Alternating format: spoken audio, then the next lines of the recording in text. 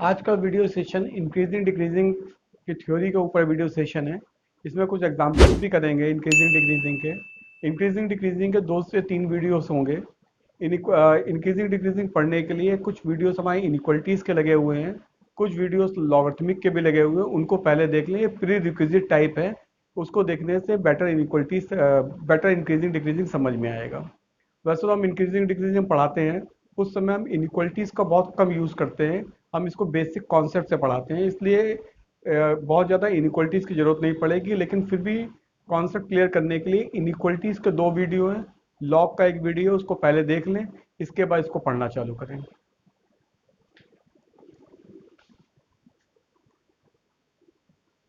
कुछ बेसिक चीज़ हमको इनइक्वलिटीज़ में भी इंक्रीजिंग डिक्रीजिंग में यूज़ करनी है, वो हम बता दे रहे हैं। जैसे लॉग होता है, लॉग ए बेस बी।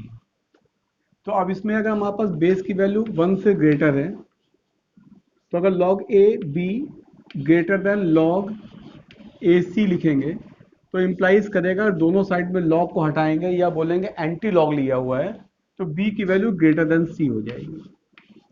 लेकिन अगर a लेस देन 1 हो जाता है और ग्रेटर देन 0 हो जाता है, तो फिर क्या होगा, इनइक्वलिटीज रिवर्स कर जाती है हमारी।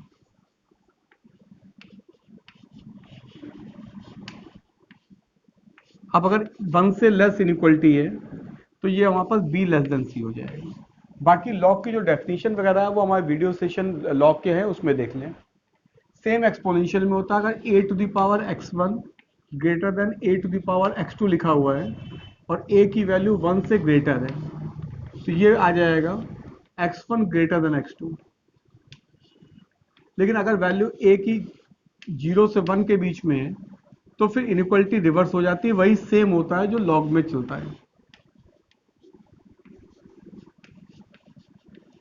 ये बेसिक कॉन्सेप्ट जो है, इनको देखना पड़ेगा। बाकी इनइक्वलिटीज और लॉग के वीडियो ऑलरेडी लिखे हुए हैं, उनको देख लो तो उससे और आसान हो जाएगा इन चीज़ों को समझने के लिए।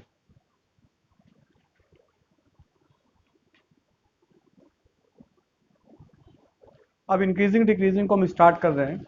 ये तो बेसिक कॉन्सेप्ट्स होगा जो हमको यूज़ करने हैं इसमें भी।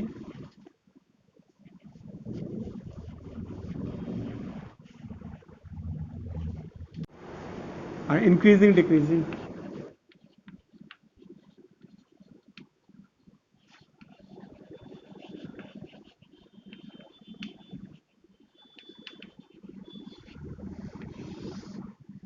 First is increasing.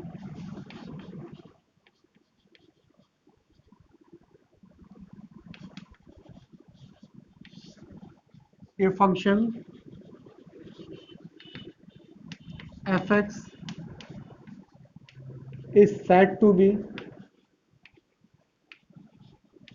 strictly increasing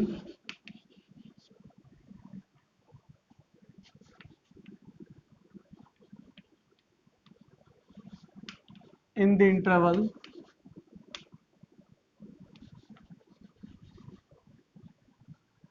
a comma b such that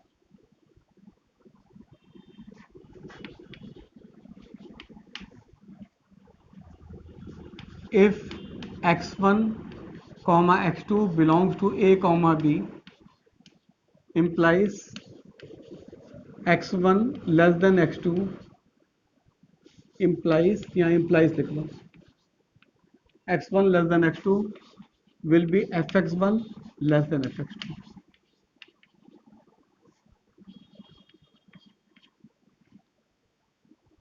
meaning इसका ये है, जैसे कोई ग्राफ बनाते हैं ऐसे, तो अब इसमें क्या है, ये पॉइंट x1 है, ये पॉइंट x2 है, तो ये पॉइंट fx1 हो जाएगा और ये पॉइंट fx2 हो जाएगा। तो अगर x1 की वैल्यू, यहाँ देखो x1 की वैल्यू x2 से छोटी है, तो fx1 की वैल्यू fx2 से छोटी हो गई।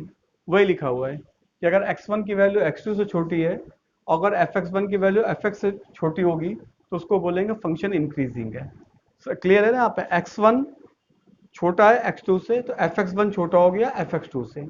कोई भी इंटरवल होगा, यहाँ पे मान लो a होगा, यहाँ पे b होगा, तो इंटरवल a कॉमा b के बीच में x1 x2 से छोटा है, तो fx1 जो है fx2 से छोटा है। सिमिलरली डिक्रीजिंग करेंगे, डिक्रीजिंग में इसी का रिवर्स हो जाता है, उल्टा हो जाता है।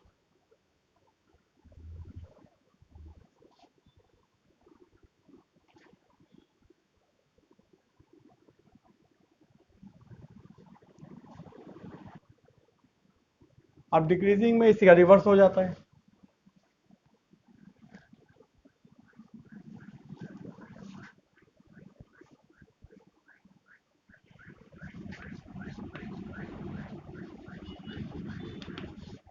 ये function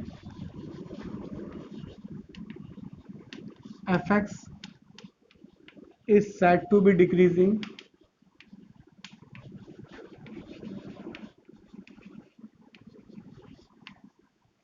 in a comma b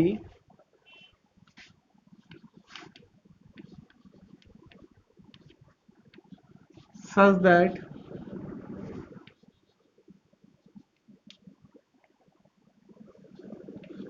x1 comma x2 belongs to a comma b implies x1 less than x2 will be fx1 greater than fx2। अगर x1 x2 की वैल्यू x1 की वैल्यू x2 से लेस है और fx1 की value fx2 से बड़ी हो जाती है, तो उसको डिक्रीजिंग फंक्शन बोलते हैं। जैसे ग्राफ ऐसे बनाते हैं मान लो, अब यहाँ पर x1 हो गया, ये इसमें ये x2 हो गया, ये वैल्यू fx1 हो गई, ये वैल्यू fx2 हो गई।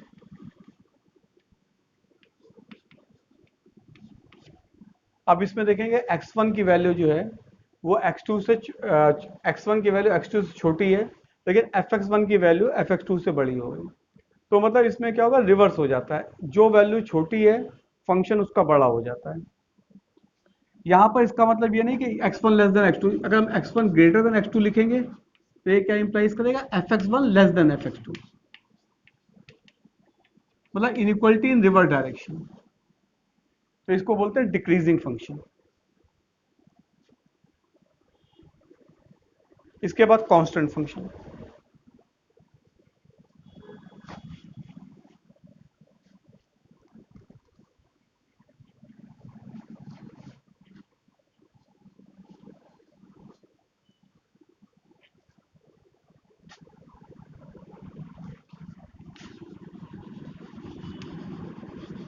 Constant, a function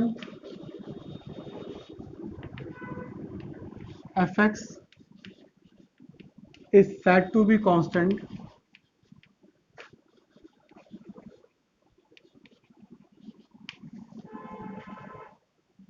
in a comma b such that x1 comma x2 belongs to a comma b if x1 less than x2 will implies fx1 is equal to fx2 for all x1 x2। पहले वाली जो दो definition थी increasing decreasing, उसमें भी for all x1 comma x2 था, वो लिखना रह गया था। तो अब इसमें क्या है, ये ग्राफ है ये हमारा, ये कोई फंक्शन बन गया। अब यहाँ पे x1 एंड x2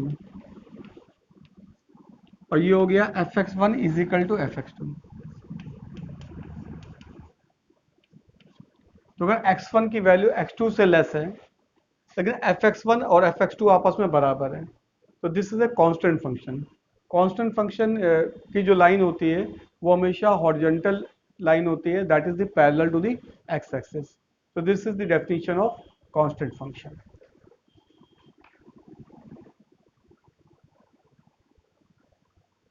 इसके बाद मोनोटॉनिक फंक्शन।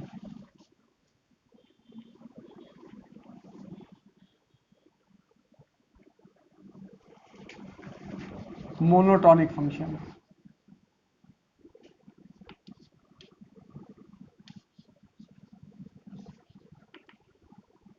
मोनोटॉनिक फंक्शन मतलब मोनो का मतलब एक जैसा। मोनो का मतलब क्या होता है? एक जैसा। तो a function is said to be monotonic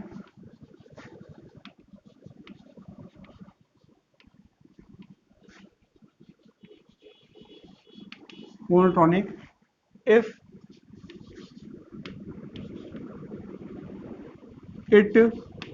it is either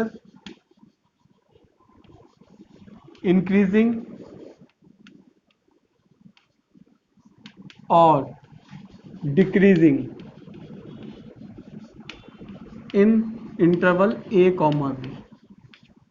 तो अगर फंक्शन या तो a कॉमा बी में इंक्रीजिंग है या फंक्शन a कॉमा बी में डिक्रीजिंग है तो उसको मोनोटॉनिक फंक्शन बोला जाता है। मोनो का मतलब एक जैसा नेचर। अगर इंक्रीजिंग है तो बोलेंगे monotonic increasing interval, monotonic increasing interval.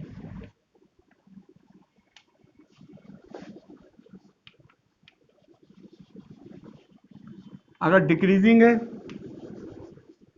तो बोलेंगे मोनोटॉनिक डिक्रीजिंग।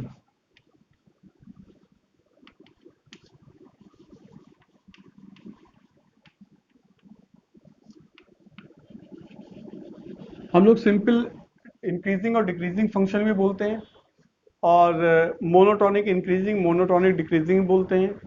कुछ केस में स्ट्रिक्टली इंक्रीजिंग और स्ट्रिक्टली डिक्रीजिंग भी बोलते हैं। तो जिस क्वेश्चन के अकॉर्डिंगली हम लोग उसको स्ट्रिक्टली इंक्रीजिंग या मोनोटॉनिक इंक्रीजिंग या इंक्रीजिंग बोला जाता है।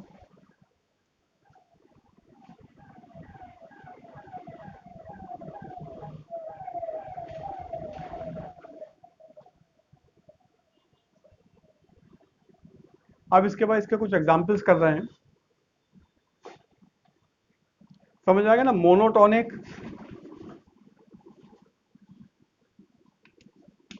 इंक्रीजिंग या फिर स्ट्रिक्टली इंक्रीजिंग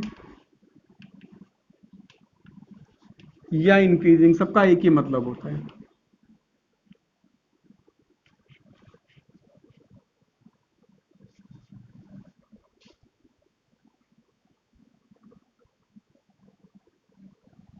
अब ऐसे कुछ एग्जाम्पल लेते हैं।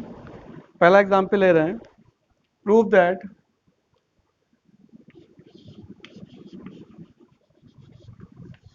fx is equal to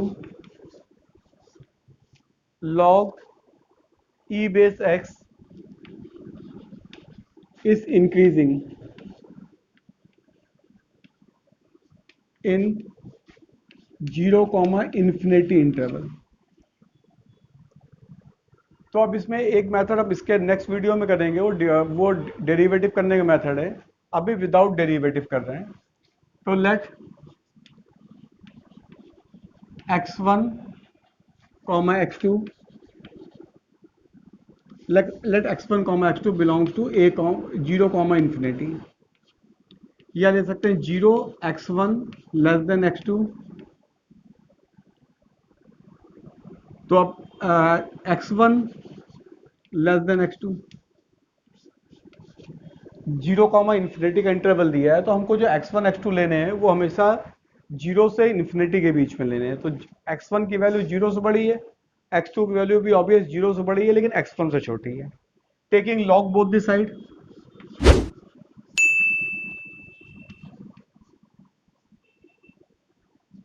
taking log both the side,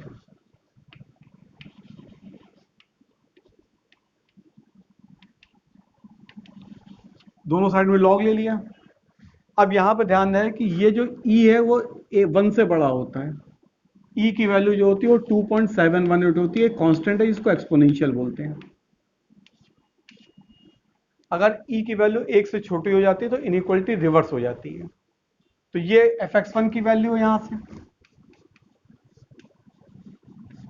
तो fx1 less than fx2, this will implies fx is increasing function.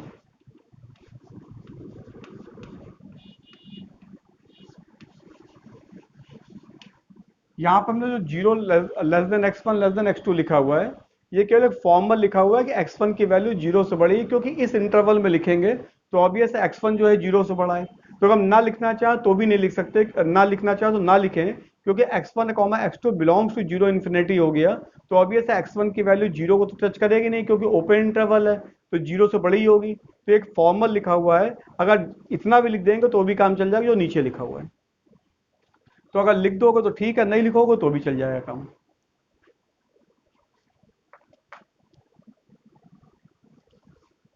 Next example,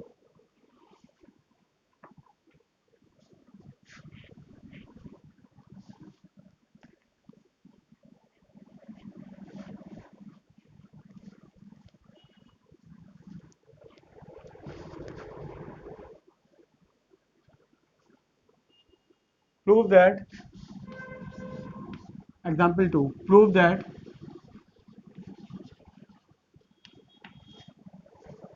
fx is equal to ax plus b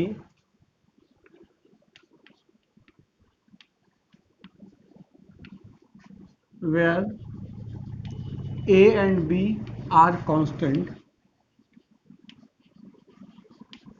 and a greater than 0 is increasing.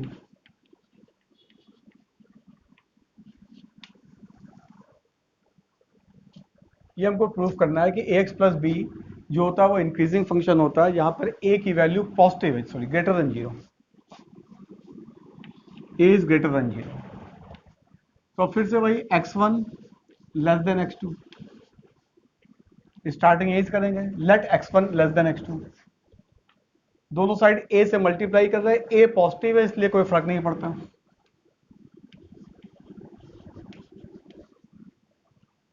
अब दोनों side में b add कर दें,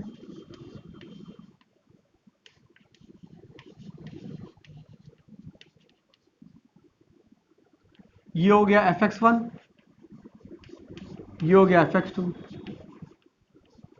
तो x1 less than x2 से चले थे, आ गया fx1 less than fx2, this will implies increasing function.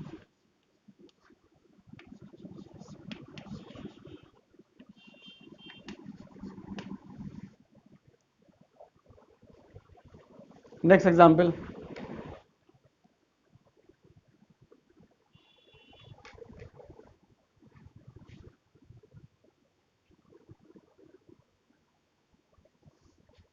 अब इसी क्वेश्चन में अगर यहाँ पर थर्ड एग्जाम्पल मान लें इसको, और यहाँ पर इसमें a लेस देन 0 कर दें, a लेस देन 0, तो ये डिक्रीजिंग प्रूफ करना है इसके बाद।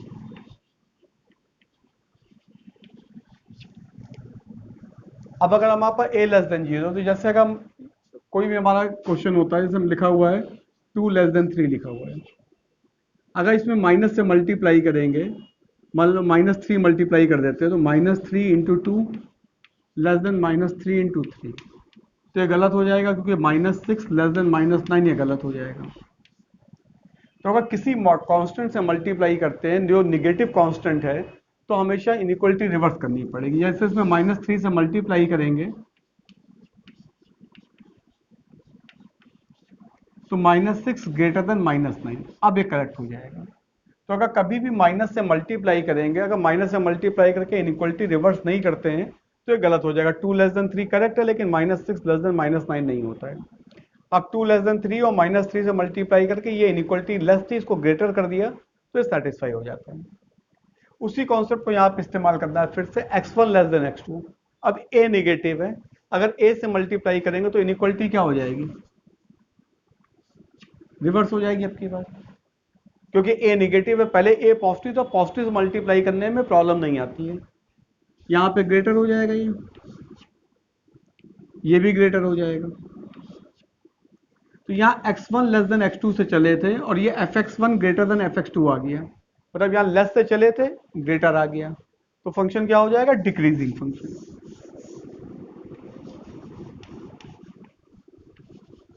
Decreasing function. तो अगर यहाँ पर लेस से चल रहे हैं और यहाँ ग्रेटर आ गया तो डिक्रीजिंग होता है, अगर लेस से चले और लेस ही आ गया तो इंक्रीजिंग होता है। तो x1 less than x2 will implies fx1 greater than fx2 then decreasing function. तो यहाँ पे इस बात का ध्यान रखना है ए निगेटिव है कि पॉजिटिव। इसके पहले जो सेकंड एग्जाम्पल था उसमें ए पॉजिटिव था, तो जब ए पॉजिटिव से मल्टीप्लाई करेंगे तो इनइक्वलिटी का साइन चेंज नहीं होता, और जब ए निगेटिव से मल्टीप्लाई करेंगे तो इनइक्वलिटी का साइन रिवर्स हो जाएगा। That means it is a decreasing function.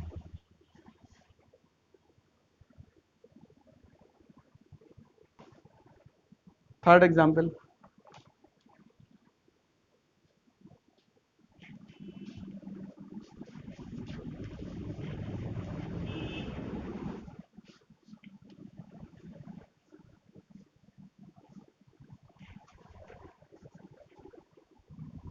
prove that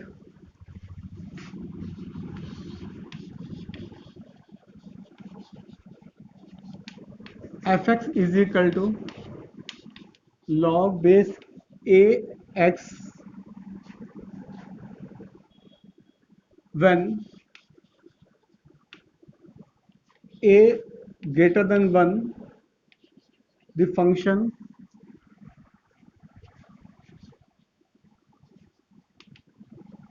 is increasing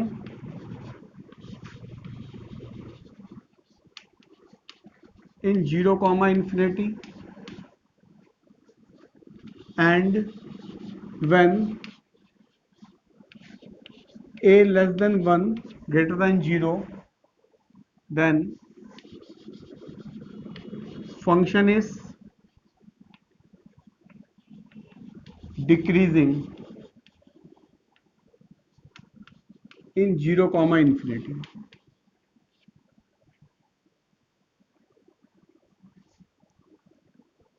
तो सिंपल सा कॉन्सेप्ट इसका भी है कि अब यहाँ पर फिर से भाई x1, x2 belongs to 0, infinity. अब x1 less than x2, if x1 less than x2, अब दोनों साइड में लॉग लेते हैं। अभी बताया था कि अगर बेस एक से बड़ा होता है तो इनइक्वलिटी का डायरेक्शन चेंज नहीं होता है। तो बेस अभी हम पहला केस ले रहे हैं, when base is greater then 1। अभी बिल्कुल स्टार्टिंग में लिखवाया था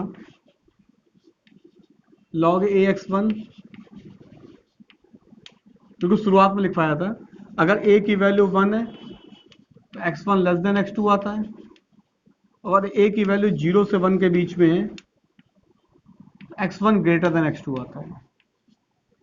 तो अगर इसमें x1 लेस देन x2 से लेके चलेंगे और दोनों साइड में log लेंगे, अगर एक से बड़ा है तो इनइक्वलिटी का डायरेक्शन सेम रहेगा, अगर एक से कम हो जाएगा तो इनइक्वलिटी का डायरेक्शन रिवर्स हो जाएगा।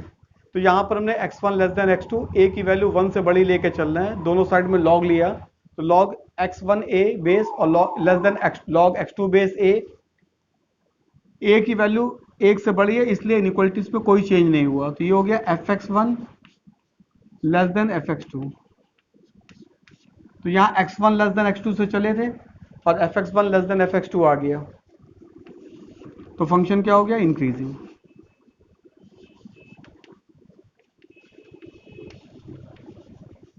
फंक्शन इंक्रीजिंग हो गया। अब इसके बाद अगर a की वैल्यू 0 से 1 के बीच में चलेंगे,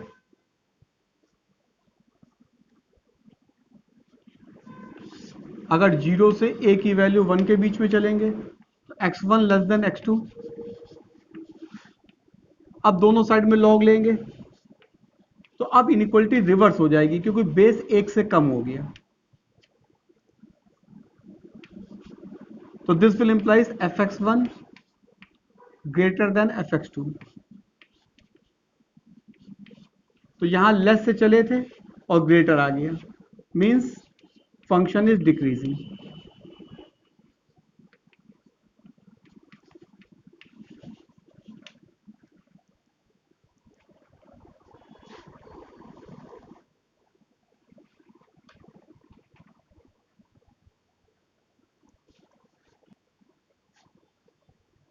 next example,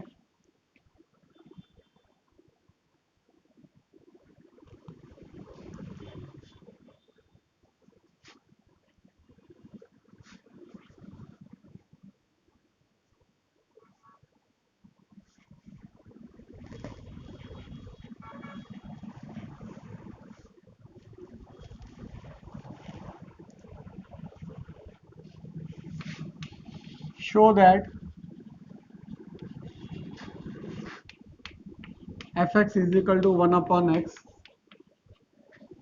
is decreasing in 0, inफिनिटी। अब यहाँ पर भी एक कॉन्सेप्ट है, सब बेसिक कॉन्सेप्ट है, बहुत छोटे क्लासेस के। अगर 2 लेस देन 3 है तो 1/2 ग्रेटर देन 1/3, रेसिप्रोकल करेंगे तो रिवर्स हो जाएगा, लेकिन कंडीशन ये है कि दोनों साइड का पॉजिटिव मालूम होना कंपलसरी है। अगर दोनों साइड में नेगेटिव है और इसमें रेसिप्रोकल करेंगे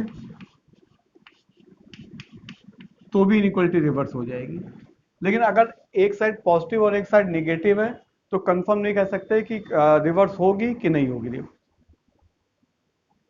तो अब यहाँ पे 0 से इन्फिनिटी में बोला गया है, तो फिर से वही let x1, x2 belongs to 0 to infinity. x1 less than x2, अगर इसका रेसिप्रोकल करेंगे तो 1/x1, 1/x1 greater than 1/x2. This will implies x1 greater than fx2। अब यहाँ लेस से चले थे और यहाँ पे ग्रेटर पे आ गए, इस decreasing function.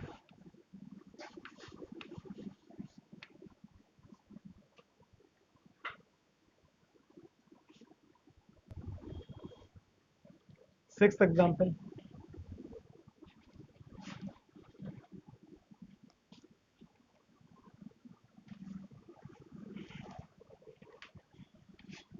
Show that fx is equal to 1/1 plus x square is decreasing in 0, infinity and increasing in minus infinity, 0। तो सबसे पहले 0, इन्फिनिटी का केस ले रहे हैं। Let x1, x2 belongs to 0, infinity. तो x1 less than x2, square कर दें दोनों साइड में, या फिर इसमें x1 से मल्टीप्लाई कर दें। x1 less then x1, multiply x1 both this side. This is x1 square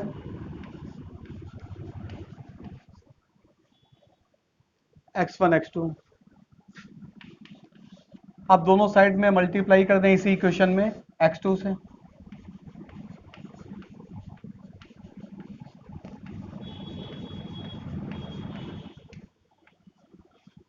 this is equation number 2। अब यहाँ x1 square less than x1 x2 है और x1 x2 less than x2 square है। Meaning इसका ये है x1 स्क्वायर जो है x1 x2 से छोटा है और यहाँ x1 x2 जो है वो x2 स्क्वायर से छोटा है। तो from first and second equation क्या हो जाएगा?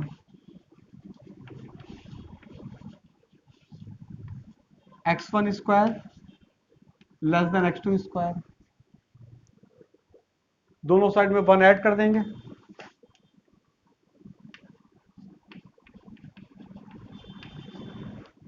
दोनों का रेसिप्रोकल करेंगे। अभी पहले वाले क्वेश्चन बताया था, रेसिप्रोकल करने पर इनइक्वालिटी रिवर्स हो जाती है अगर दोनों साइड पॉजिटिव मालूम है,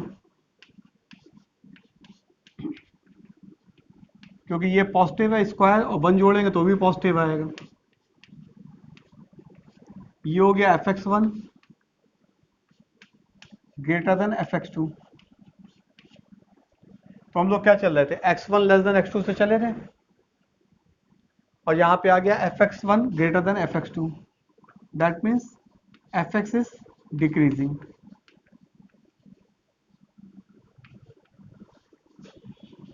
decreasing in the interval 0, infinity.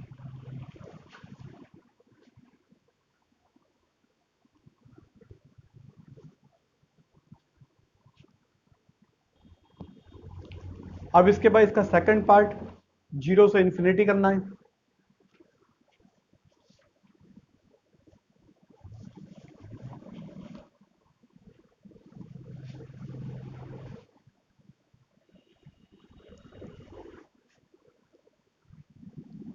Minus infinity से 0, फिर से वही x1 comma x2 belongs to, अब x1 x2 both are negative, तो if x1 less than x2, अब इसमें दोनों साइड में x1 से मल्टीप्लाई कर रहे हैं, अब इनइक्वलिटी रिवर्स हो जाएगी क्योंकि यहाँ पर x2 नेगेटिव है, x1 नेगेटिव है, तो नेगेटिव से मल्टीप्लाई करते हैं, बताया था नेगेटिव से मल्टीप्लाई करने पे इनइक्वलिटी रिवर्स हो जाएगी, तो x1 स्क्वायर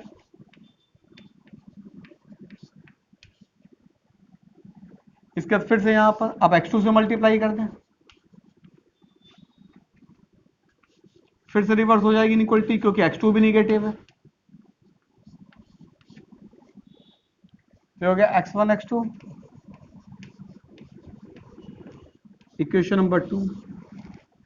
अब x1 स्क्वायर जो है वो x1 x2 से बड़ा है और x1 x2 से बड़ा x2 स्क्वायर है, तो अगर फर्स्ट और सेकंड इक्वेशन लेंगे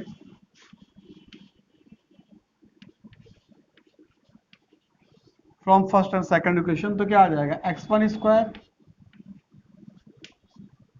क्लियर हो गया, x1 स्क्वायर जो है x1 x2 से बड़ा है और x1 x2 x2 स्क्वायर से बड़ा है, तो ऑब्वियस x1 स्क्वायर x2 से बड़ा होगा, दोनों साइड में 1 ऐड कर दो,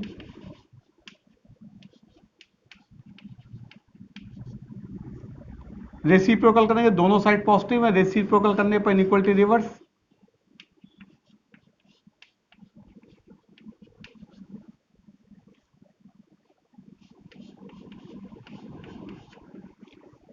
और ये हो गया fx1,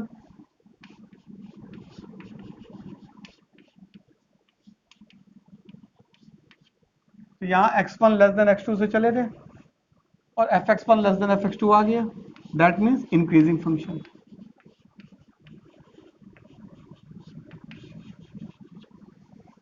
this is the increasing function.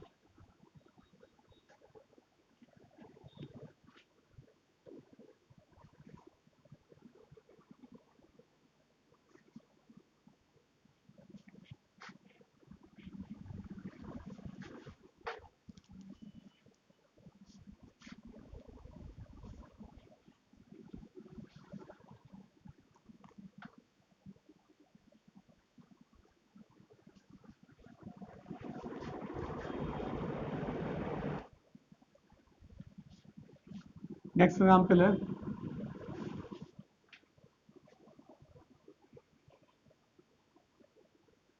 7, show that fx is equal to mod x is increasing in the interval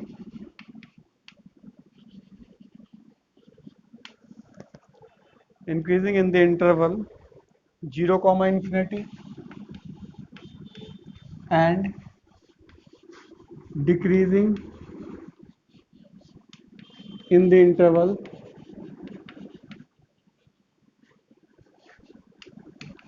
minus infinity comma 0। अब मॉड का भी वीडियो हमारा एक लगा हुआ है इसमें चैनल में हमारे, मॉड को भी देख लोगे तो और समझ में आ जाएगा। वैसे हम डिफाइन यहाँ की ये दे रहे हैं, f x is equal to mod x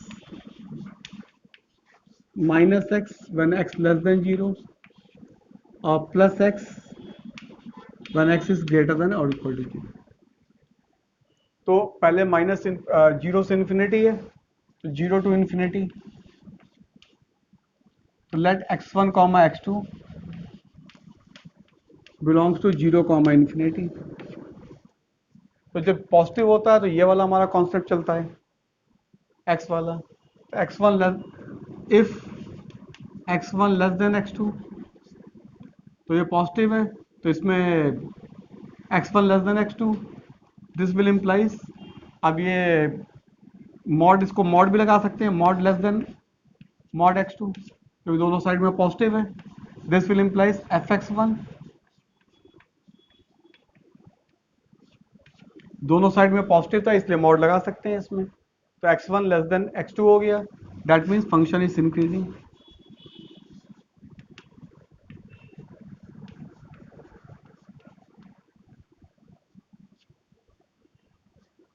इसके बाद सेकंड पार्ट में आते हैं इसके, माइनस इन्फिनिटी से जीरो। अब माइनस इन्फिनिटी से zero, x1 comma x2 belongs to minus infinite comma zero. That means ये नेगेटिव हो जाएगा, तो माइनस x1 माइनस से मल्टीप्लाई कर दिया, इनइक्वलिटी रिवर्स हो गई। अब दोनों साइड में पॉजिटिव है, इसलिए मॉड लगा सकते हैं इसमें। तो ये क्या हो गया, fx1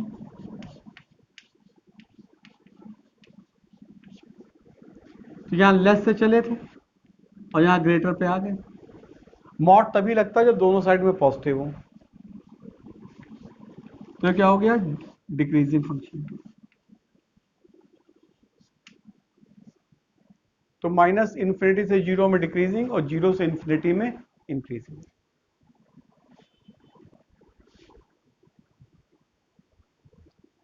एक एग्जांपल और,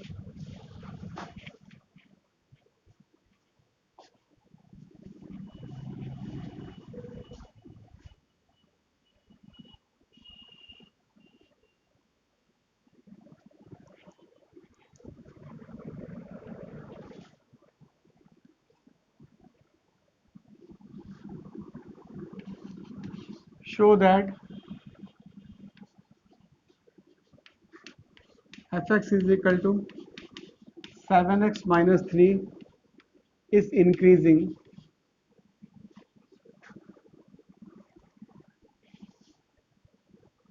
तो अब यहाँ पे if x1 less than x2, ये पूरे रियल नंबर के लिए होती है, इंटरवल नहीं दिया गया है।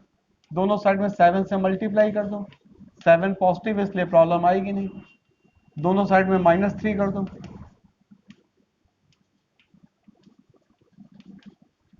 This will implies fx1